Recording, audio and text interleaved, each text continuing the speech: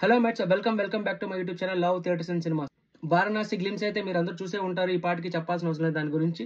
కాకపోతే రాజమౌళి గారు మాట్లాడుతూ ఈ cinema PLF format and IMAX రేషియోలో షూట్ చేయబోతున్న మొట్టమొదటి తెలుగు సినిమా అండ్ మొట్టమొదటి ఇండియన్ సినిమాగా ఇది ఉండబోతుంది.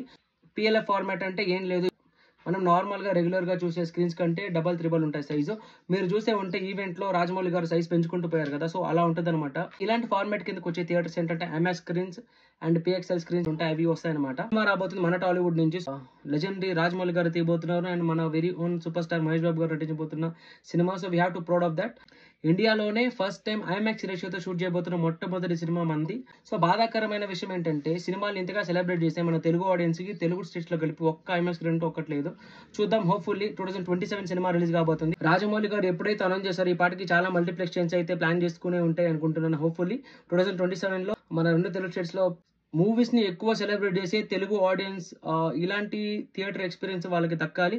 They deserve IMAX screen. ఇప్పటి నుంచి స్టార్ట్ అయితే ఆ టైంకి మనకు రావచ్చు కొన్ని మేజర్ సిటీస్ లో ఒకటో రెండో. చూద్దాం, బెంగళూరులో అయితే నెంబర్ ఆఫ్ IMAX స్క్రీన్స్ ఉన్నాయి, అలాగే నెంబర్ ఆఫ్ PXL స్క్రీన్స్ ఉన్నాయి. హోప్ఫుల్లీ హైదరాబాద్ కానీ మేజర్ సిటీ వైజాగ్ ఇలాంటి వాటిలో కూడా టెక్నీషియన్ సినిమా థియేటర్స్ మూవీస్ గురించి ఎక్కువ మన సైడ్ నుంచి మీకు కంటెంట్ వస్తూనే ఉంటుంది. Please support us. చలో బాయ్.